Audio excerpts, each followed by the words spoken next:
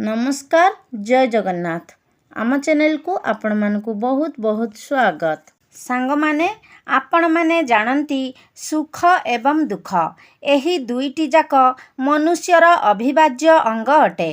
मनुष्य धन संपत्ति एवं ऐश्वर्य प्राप्ति करिबा पाई कठोर परिश्रम करिथाए, मात्र अनेक समय रे निष्ठा एवं मनोयोग सहित कार्य करिबा परे भी कठिन परिश्रम करिबा परे भी मनुष्य को निजर परिश्रम हिसाब रे फल प्राप्ति होई न थाए एवं व्यक्तिर असफलतार प्रभाव तार पूरा परिवार उपरे मध्य पड़ी थाए। गृहरे वाद विवाद क्लेश एवं कलहर मध्य वृद्धि होइथाए एवं परिवारर आवश्यकता अनुजाई धन अर्जन न हेबा जोगु परिवार रे अनेक आर्थिक समस्या मध्य देखा जाइथाए एवं एही सबु समस्या गुड़िक फल रे ए सबुर प्रभाव आमर मानसिक एवं स्वास्थ्य उपरे मध्य पड़ी थाए एवं ए सबुर प्रभावरु आमर सामाजिक मान सम्मान एवं पद प्रतिष्ठा उपरे मध्य आँच आसी थाए एवं एही सबु चिंतापूर्ण परिस्थितिर कारण आम गृहरे थिबा नकारात्मक ऊर्जा गुड़िक होई थाए। गृहरे नकारात्मक ऊर्जा वृद्धि हेबा फलरे गृहर अनेक गुड़िए समस्या उत्पन्न होइथाए एवं एही सबु नकारात्मक ऊर्जा गुड़िक गृहरु दूर करिबा पाई आपण किछि विशेष उपाय करि पारिबे, जहा द्वारा आपणक गृहरे थिबा नकारात्मक ऊर्जा गुड़िक सकारात्मक ऊर्जा रे परिवर्तन होइजिबो एवं आपणक गृहरे सकारात्मक ऊर्जार वृद्धि हेबा फलरे आपणक गृहरे माँ लक्ष्मींकर वास हेबो एवं आपण माने जानती जेउठारे माँ लक्ष्मींकर वास होइथाए सेही गृहरे क्लेश कलह दुख दरिद्रता ए सबुर स्थान न थाए। सेही गृहरे केवल सुख एवं समृद्धिर ही वास होइथाए।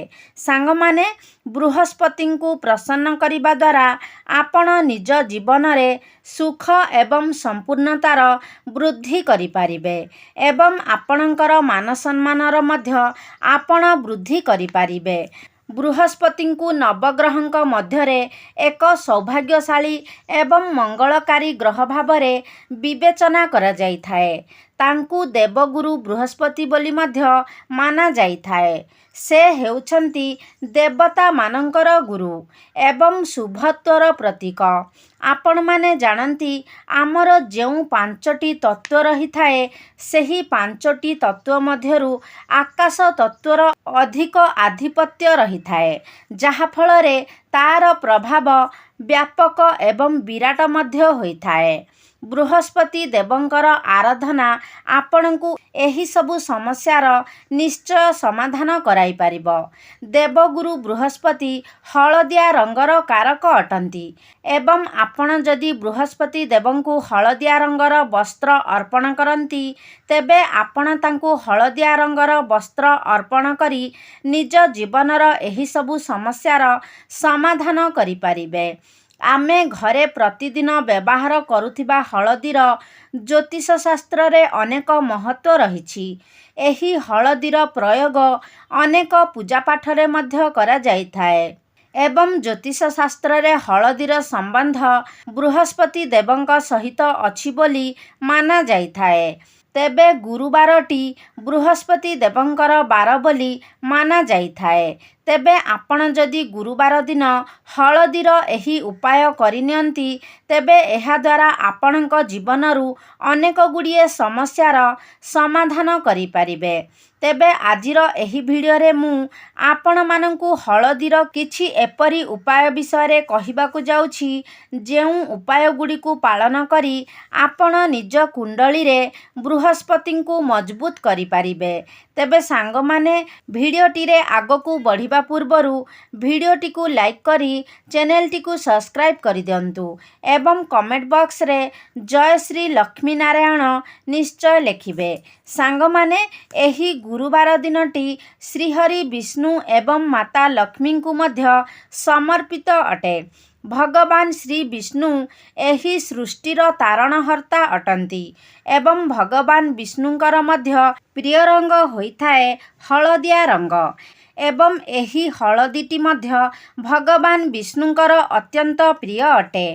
ତେବେ ଭଗବାନ ଶ୍ରୀହରି ବିଷ୍ଣୁଙ୍କୁ ପ୍ରସନ୍ନ କରିବା ପାଇଁ ଆପଣ ଗୁରୁବାର ଦିନ ହଳଦିଆ ରଙ୍ଗର ବସ୍ତ୍ର ପରିଧାନ କରି ଭଗବାନ ଶ୍ରୀହରି ବିଷ୍ଣୁଙ୍କୁ ପୂଜା କରିବା ଉଚିତ ଏବଂ ଭଗବାନ ଶ୍ରୀହରି ବିଷ୍ଣୁଙ୍କ ପୂଜାରେ ଆପଣ ହଳଦୀର ପ୍ରୟୋଗ ନିଶ୍ଚିତ ଭାବରେ କରନ୍ତୁ। ଭଗବାନ ବିଷ୍ଣୁଙ୍କୁ ହଳଦୀର ତିଳକ ଲଗାନ୍ତୁ, ହଳଦିଆ ବସ୍ତ୍ର ପରିଧାନ କରନ୍ତୁ ଏବଂ ତାଙ୍କୁ ହଳଦିଆ ପୁଷ୍ପ ଏବଂ ହଳଦିଆ ରଙ୍ଗର ଫଳ ମଧ୍ୟ ଅର୍ପଣ କରନ୍ତୁ। ତେବେ ଆପଣମାନେ ଗୋଟିଏ ବିଶେଷ କଥାର ଧ୍ୟାନ ରଖିବେ ଯେ ଆପଣ କେବେ ବି କେବଳ ଭଗବାନ ବିଷ୍ଣୁଙ୍କୁ ଏକା ପୂଜା କରିବେ ନାହିଁ।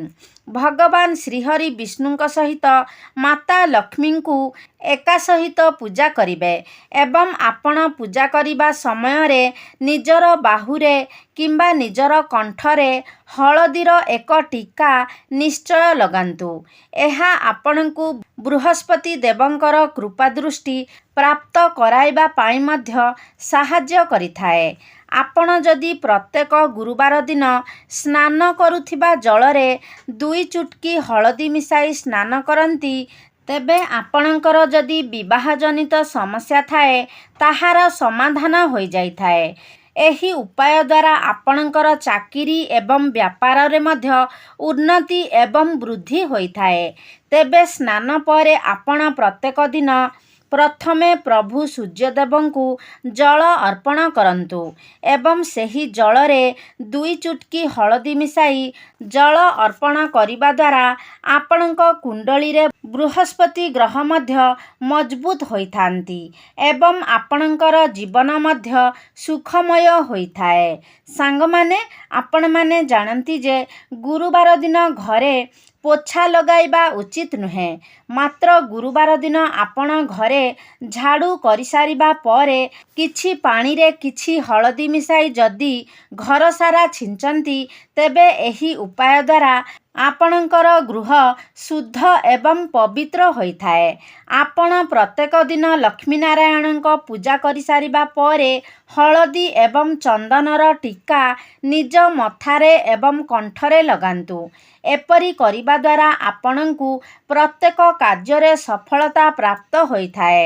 ଧନ ପ୍ରାପ୍ତି ପାଇଁ ଆପଣ ପ୍ରତ୍ୟେକ ଗୁରୁବାର ଦିନ ପ୍ରଭୁ ଶ୍ରୀହରି ବିଷ୍ଣୁଙ୍କର ପୂଜା କରିବା ସମୟରେ ନିଜ ହାତରେ ହଳଦୀ ଏବଂ ଅକ୍ଷତ ରଖି ବିଷ୍ଣୁ ସହସ୍ର ନାମର ପାଠ କରନ୍ତୁ ଏବଂ ଯେତେବେଳେ ଆପଣ ବିଷ୍ଣୁ ସହସ୍ର ନାମର ପାଠ କରୁଛନ୍ତି, ସେତେବେଳେ ଈଶ୍ୱରଙ୍କ ପ୍ରତି ନିଜକୁ ସମ୍ପୂର୍ଣ୍ଣ ରୂପରେ ସମର୍ପଣ କରନ୍ତୁ ଏବଂ ଈଶ୍ୱରଙ୍କ ପ୍ରତି ମନରେ 100% ବିଶ୍ୱାସ ଏବଂ ଶ୍ରଦ୍ଧା ରଖି ଏହି ଉପାୟ କରିବା ଦ୍ୱାରା ଆପଣଙ୍କର ଆର୍ଥିକ ସମସ୍ୟା, ଆର୍ଥିକ ସଙ୍କଟ ନିଶ୍ଚୟ ଭାବରେ ଦୂର ହୋଇଥାଏ। ଆପଣଙ୍କୁ ଧନ ପ୍ରାପ୍ତି ହୋଇଥାଏ ଏବଂ ଆପଣଙ୍କ ଦରିଦ୍ରତା ମଧ୍ୟ ସବୁଦିନ ପାଇଁ ଦୂରେଇ ଯାଇଥାଏ। ଯଦି ଆପଣଙ୍କ ଗୃହରେ କୌଣସି ବାସ୍ତୁଦୋଷ ରହିଥାଏ, ତେବେ ପ୍ରତ୍ୟେକ ଗୁରୁବାର ଦିନ ଆପଣ ଗୃହର ପ୍ରତ୍ୟେକ କୋଣରେ କିଛି କିଛି ହଳଦୀ ଛିଞ୍ଚି ଦିଅନ୍ତୁ। ଏପରି କରିବା ଦ୍ୱାରା ଆପଣଙ୍କ ଗୃହରେ ଥିବା ବାସ୍ତୁଦୋଷଗୁଡ଼ିକ ଦୂର ହୋଇଯାଇଥାଏ। ଏହା ବ୍ୟତୀତ ଆପଣମାନେ ପ୍ରତ୍ୟେକ ଗୁରୁବାର ଦିନ ହଳଦୀ ଏବଂ ଚାଉଳରେ ଅଳ୍ପ କିଛି ପାଣି ମିଶାଇ ତାକୁ ଗୋଳାଇ ଦିଅନ୍ତୁ। ତାପରେ ଆପଣ ନିଜର ମୁଖ୍ୟ ଦ୍ୱାରରେ ବାହାର ପଟୁ ସେହି ହଳଦୀ ଏବଂ ଚାଉଳର ମିଶ୍ରଣରେ ଏକ ସ୍ୱସ୍ତିକ ବନାନ୍ତୁ।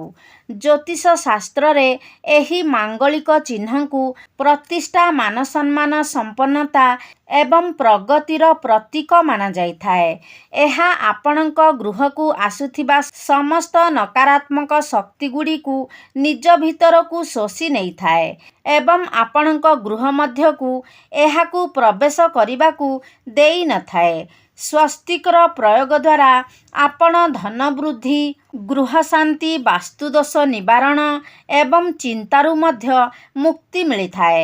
ସାଙ୍ଗମାନେ, ଅନେକ ବ୍ୟକ୍ତିଙ୍କ ଜୀବନରେ ବିବାହ ସମ୍ବନ୍ଧିତ ଅନେକ ସମସ୍ୟା ଆସିଥାଏ। ବେଳେବେଳେ କିଛି ଛୋଟ କିମ୍ବା ବଡ଼ କାରଣ ଯୋଗୁଁ ଆପଣଙ୍କ ଜୀବନରେ ବିବାହକୁ ନେଇ ଅନେକ ସମସ୍ୟା ଆସିଥାଏ। ବିବାହରେ ଅନେକ ବିଳମ୍ବ ହୋଇଥାଏ। ଏପରି ପରିସ୍ଥିତିରେ ଯଦି ଆପଣ ତୁଳସୀ ପତ୍ରରେ ହଳଦୀ ଲଗାଇ ଭଗବାନ ବିଷ୍ଣୁଙ୍କର ଚରଣରେ ଅର୍ପଣ କରନ୍ତି ଏବଂ ନିଜର ବିବାହ ସମ୍ବନ୍ଧିତ ସମସ୍ୟା ବିଷୟରେ ଜଣାନ୍ତି, ତେବେ ଆପଣଙ୍କର ସବୁ ସମସ୍ୟା ଖୁବ୍ ଶୀଘ୍ର ଦୂର ହୋଇଯାଇଥାଏ ଏବଂ ଆପଣଙ୍କର ବିବାହ ଯୋଗ ମଧ୍ୟ ଖୋଲି ଯାଇଥାଏ। ତେବେ ଆପଣ ଯେଉଁ ତୁଳସୀ ପତ୍ର ଏବଂ ହଳଦୀକୁ ଭଗବାନଙ୍କର ଚରଣରେ ଅର୍ପଣ କରିଥିବେ, ତା ପରଦିନ ସେହି ତୁଳସୀ ପତ୍ରକୁ ନେଇ ଆପଣ କୌଣସି ଫୁଲ ଗଛ ମୂଳରେ ମାଟିରେ ପୋତି ଦିଅନ୍ତୁ। ତେବେ ସାଙ୍ଗମାନେ, ଆପଣ ନିଜ କୁଣ୍ଡଳୀରେ ଗୁରୁ ଗ୍ରହଙ୍କୁ ମଜବୁତ କରିବା ପାଇଁ ଏବଂ ଭଗବାନ ବିଷ୍ଣୁ ଏବଂ ମାତା ଲକ୍ଷ୍ମୀଙ୍କର କୃପା ପ୍ରାପ୍ତି କରିବା ପାଇଁ ଗୁରୁବାର ଦିନ କିଛି କାର୍ଯ୍ୟରେ ନିବୃତ୍ତ ରହିବା ଉଚିତ। ଆପଣ ଯଦି ଗୁରୁବାର ଦିନ ଏହି କାର୍ଯ୍ୟଗୁଡ଼ିକ କରନ୍ତି, ତେବେ ଆପଣଙ୍କୁ ଭଗବାନ ବିଷ୍ଣୁ ଏବଂ ମାତା ଲକ୍ଷ୍ମୀଙ୍କର କୋପଦୃଷ୍ଟିର ଶିକାର ହେବାକୁ ପଡ଼ିଥାଏ। ଏହା ସହିତ ଆପଣଙ୍କ କୁଣ୍ଡଳୀରେ ଗୁରୁ ଗ୍ରହ ମଧ୍ୟ ଦୁର୍ବଳ ହୋଇଥାନ୍ତି। ତେଣୁ ଭୁଲରେ ବି ଆପଣ ଗୁରୁବାର ଦିନ ଏହି କାର୍ଯ୍ୟଗୁଡ଼ିକ ନ କରିବା ଉଚିତ। ତେବେ ପ୍ରଥମ କଥା ହେଉଛି, ଆପଣ ଗୁରୁବାର ଦିନ ସର୍ବଦା ସାତ୍ୱିକ ଭୋଜନ ସେବନ କରନ୍ତୁ। ଗୁରୁବାର ଦିନ ମାଛ, ମାଂସ କିମ୍ବା ମଦ୍ୟପାନ ଠାରୁ ଦୂରେଇ ରୁହନ୍ତୁ। ଗୁରୁବାର ଦିନ ହଳଦିଆ ରଙ୍ଗର ବସ୍ତ୍ର ପିନ୍ଧିବାକୁ ଅତ୍ୟନ୍ତ ଶୁଭ ବୋଲି ମାନାଯାଇଥାଏ। ମାତ୍ର ଆପଣ ଗୁରୁବାର ଦିନ ଧଳା, କଳା କିମ୍ବା ନୀଳ ରଙ୍ଗର ବସ୍ତ୍ର ପରିଧାନ କରନ୍ତୁ ନାହିଁ। ଯଦି ଆପଣଙ୍କ ଜୀବନରେ ଦାମ୍ପତ୍ୟ ସମସ୍ୟା ରହିଥାଏ, ତେବେ ଗୁରୁବାର ଦିନ ଆପଣ ଲାଲ ରଙ୍ଗର ବସ୍ତ୍ର ମଧ୍ୟ ପରିଧାନ କରନ୍ତୁ ନାହିଁ, କାରଣ ଏହି ଲାଲ ରଙ୍ଗଟି କ୍ରୋଧକୁ ଉତ୍ତେଜିତ କରିଥାଏ। ତେଣୁ ଆପଣ ଗୁରୁବାର ଦିନ ଲାଲ ରଙ୍ଗର ବସ୍ତ୍ର ମଧ୍ୟ ପରିଧାନ କରନ୍ତୁ ନାହିଁ।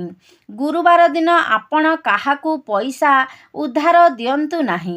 ଯେତେ ଦୂର ସମ୍ଭବ ଆପଣ ଗୁରୁବାର ଦିନ ପଇସା ଦିଆନିଆ ଠାରୁ ଦୂରେଇ ରୁହନ୍ତୁ ଏବଂ ଗୁରୁବାର ଦିନ ଆପଣ ସନ୍ଧ୍ୟା ସମୟରେ ଯେତେବେଳେ ଦୀପ ଜାଳୁଛନ୍ତି, ସେହି ଦୀପରେ ଆପଣ 2ଟି ଲବଙ୍ଗ ପକାଇ ଦୀପ ଜଳାନ୍ତୁ। ଏହା ଆପଣଙ୍କୁ ଅଧିକ ଶୁଭଫଳ ପ୍ରଦାନ କରିଥାଏ। ଆପଣ ଯଦି ଗୁରୁବାର ଦିନ ହଳଦୀର ଦାନ କରନ୍ତି, ତେବେ ଆପଣଙ୍କର ସ୍ୱାସ୍ଥ୍ୟ ସମ୍ବନ୍ଧିତ ସମସ୍ୟାଗୁଡ଼ିକର ଦୂର ହୋଇଯାଇଥାଏ। ସାଙ୍ଗମାନେ, ଯଦି ଆପଣଙ୍କୁ ସମସ୍ତଙ୍କ ଠାରୁ ଧୋକା ମିଳୁଛି, ଆପଣଙ୍କୁ ଆପଣଙ୍କ ଚତୁର୍ଦିଗରେ କେବଳ ସମସ୍ୟା ହିଁ ଦେଖାଯାଉଛି ଏବଂ ଜୀବନଟା ଯେମିତି ସମସ୍ୟାଗ୍ରସ୍ତ ଭଳି ମନେ ହେଉଛି, ତେବେ ଏହି ପରିସ୍ଥିତିରେ ଆପଣ ପ୍ରତ୍ୟେକ ଗୁରୁବାର ଦିନ ଶ୍ରୀହରି ବିଷ୍ଣୁଙ୍କୁ ହଳଦୀର ତିଳକ ଲଗାନ୍ତୁ ଏବଂ ଓମ୍ କ୍ଲିଂ ବୃହସ୍ପତି ନମଃ ଏହି ମନ୍ତ୍ରକୁ କମ୍ ସେ କମ୍ 108 ଥର ଜପ କରନ୍ତୁ। ବିଶ୍ୱାସ କରନ୍ତୁ, ଏହି ଉପାୟଟି କରିବା ଦ୍ୱାରା ଆପଣଙ୍କର ଶୋଇ ରହିଥିବା ଭାଗ୍ୟ ମଧ୍ୟ ଜାଗ୍ରତ ହୋଇଯାଇଥାଏ। ଆପଣ ଗୁରୁବାର ଦିନ ଯଦି ଗୋଟିଏ ହଳଦୀ ଗଣ୍ଠିକୁ ନିଜର ଗଳାରେ କିମ୍ବା ବାହୁରେ ବାନ୍ଧନ୍ତି, ତେବେ ଏହା ହଳଦିଆ ପୋଖରାଜ ଭଳି କାମ କରିଥାଏ। ଏହା ଆପଣଙ୍କ କୁଣ୍ଡଳୀରେ ଗୁରୁ ଗ୍ରହଙ୍କୁ ମଜବୁତ ବନାଇଥାଏ। ସାଙ୍ଗମାନେ, ଆଜିର ଯୁଗରେ ପର୍ଯ୍ୟାପ୍ତ ଧନ ବିନା ଆମେ ଜୀବନଯାପନ କରିବା ଅସମ୍ଭବ ଅଟେ। ତେବେ ଆମେ ଅନେକ ପରିସ୍ଥିତିରେ ଅନେକ ପରିଶ୍ରମ କରିବା ସତ୍ତ୍ୱେ ମଧ୍ୟ ଆମକୁ ପର୍ଯ୍ୟାପ୍ତ ଧନର ପ୍ରାପ୍ତି ହୋଇନଥାଏ। ତେବେ ଏପରି ପରିସ୍ଥିତିରେ ଆପଣ ଗୁରୁବାର ଦିନ ନାଲି ଏବଂ ହଳଦିଆ ରଙ୍ଗର ସୂତାରେ ଆପଣ ଗୋଟେ ହଳଦୀ ଗଣ୍ଠିକୁ ବାନ୍ଧି ଦିଅନ୍ତୁ ଏବଂ ତାକୁ ଭଗବାନ ଶ୍ରୀହରି ବିଷ୍ଣୁଙ୍କ ଚରଣରେ ଅର୍ପଣ କରି ନିଜର ଧନଜନିତ ସମସ୍ୟାକୁ ଦୂର କରିବା ପାଇଁ ପ୍ରଭୁଙ୍କ ନିକଟରେ ପ୍ରାର୍ଥନା କରନ୍ତୁ। ତାପରେ ଆପଣ ସେହି ସୂତା ଏବଂ ହଳଦୀ ଗଣ୍ଠିକୁ ନିଜର କାର୍ଯ୍ୟକ୍ଷେତ୍ରରେ କିମ୍ବା ନିଜ ଘରେ ଧନ ରଖୁଥିବା ସ୍ଥାନରେ ରଖିଦିଅନ୍ତୁ। ଏପରି କରିବା ଦ୍ୱାରା ମଧ୍ୟ ଆପଣଙ୍କର ଆର୍ଥିକ ସମସ୍ୟା ଦୂର ହୋଇଯାଇଥାଏ। ଆଉ ଗୋଟିଏ ଛୋଟିଆ ଏବଂ ଚମତ୍କାରୀ ଉପାୟ ହେଉଛି ଆପଣ ଗୁରୁବାର ଦିନ ଗୋଟିଏ କାଗଜରେ ଗୋଟେ ଚୁଟକି ହଳଦୀ ରଖି ତାକୁ ଗୋଟିଏ ପୁଡ଼ିଆ ବନାଇ ଦିଅନ୍ତୁ। ଆପଣଙ୍କ ଗୃହରେ ଭଗବାନ ଶ୍ରୀହରି ବିଷ୍ଣୁ ଏବଂ ମାତା ଲକ୍ଷ୍ମୀଙ୍କର ଯେଉଁ ପ୍ରତିମା କିମ୍ବା ଫଟୋ ରହିଛି ତା ପଛପଟେ ସେହି ପୁଡ଼ିଆକୁ ଲୁଚାଇ ଦିଅନ୍ତୁ ଏବଂ ଆପଣଙ୍କ ଜୀବନରେ ଯଦି ଧନଜନିତ ସମସ୍ୟା, ବିବାହଜନିତ ସମସ୍ୟା କିମ୍ବା ଯାନବାହନ କିମ୍ବା କୌଣସି ବସ୍ତୁ ପ୍ରାପ୍ତିର କୌଣସି ଇଚ୍ଛା ଥାଏ ତେବେ ସେହି ଇଚ୍ଛାକୁ ଭଗବାନଙ୍କ ନିକଟରେ ପ୍ରକାଶ କରି ସେହି ହଳଦୀକୁ ଆପଣ ପ୍ରତିମା କିମ୍ବା ଫଟୋ ପଛପଟେ ରଖିଦିଅନ୍ତୁ। ଏପରି କରିବା ଦ୍ୱାରା ଆପଣଙ୍କର ଇଚ୍ଛା ଅଳ୍ପ ଦିନ ମଧ୍ୟରେ ପୂର୍ଣ୍ଣ ହୋଇଥାଏ ଏବଂ ଯେତେବେଳେ ଆପଣଙ୍କର ମନସ୍କାମନା ପୂର୍ଣ୍ଣ ହେବ ତାପରେ ଆପଣ ଏହି ହଳଦୀକୁ ନେଇ ନିଜର ତୁଳସୀ ଗଛ ମୂଳରେ ମାଟିରେ ପୋତି ଦିଅନ୍ତୁ। ତେବେ ସାଙ୍ଗମାନେ, ଏହା ଥିଲା ହଳଦୀର କିଛି ଚମତ୍କାରୀ ଉପାୟ, ଯେଉଁ ଉପାୟକୁ ଯଦି ଆପଣ ପ୍ରତ୍ୟେକ ଗୁରୁବାର ଦିନ ପାଳନ କରନ୍ତି ତେବେ ନିଶ୍ଚୟ ଭାବରେ ଆପଣଙ୍କ ଜୀବନରେ ଚାଲିଥିବା ସମସ୍ୟାଗୁଡ଼ିକ ଦୂର ହୋଇଯିବ।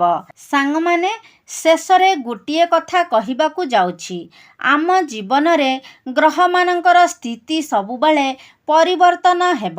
କେତେବେଳେ ତାହା ଆମକୁ ଶୁଭ ପ୍ରଭାବ ଦେବ ତ କେତେବେଳେ ପୁଣି ଅଶୁଭ ପ୍ରଭାବ ଦେବ। ତେବେ ଏହା ମଧ୍ୟରେ ଯଦି ଆମେ ଏହିସବୁ ଉପାୟଗୁଡ଼ିକୁ ପାଳନ କରିବା ତେବେ ନିଶ୍ଚୟ ଭାବରେ ଆମକୁ ଜୀବନରୁ ଅନେକ ଗୁଡ଼ିଏ ସମସ୍ୟା ଦୂର ହୋଇଯାଇପାରିବ। ତେବେ ସମସ୍ତ ଉପାୟଗୁଡ଼ିକୁ ଆମ ମନରେ ସମ୍ପୂର୍ଣ୍ଣ ଭକ୍ତି ଓ ବିଶ୍ୱାସ ରଖି କରିବା ଦ୍ୱାରା ହିଁ ତାହା ଫଳଦାୟୀ ହୋଇଥାଏ। ତ ସାଙ୍ଗମାନେ, ଆଶା କରୁଛି ଆଜିର ଭିଡ଼ିଓଟି ଆପଣମାନଙ୍କୁ ନିଶ୍ଚିତ ଭାବରେ ଭଲ ଲାଗିଥିବ। ଯଦି ଭଲ ଲାଗିଛି ତାହେଲେ ଲାଇକ୍ କରନ୍ତୁ, ସେୟାର କରନ୍ତୁ। ଆମ ଚ୍ୟାନେଲକୁ ଯଦି ସବସ୍କ୍ରାଇବ୍ କରିନାହାନ୍ତି ତାହେଲେ ସବସ୍କ୍ରାଇବ୍ କରିଦିଅନ୍ତୁ। ସର୍ବେ ଭବନ୍ତୁ ସୁଖିନଃ। ଧନ୍ୟବାଦ।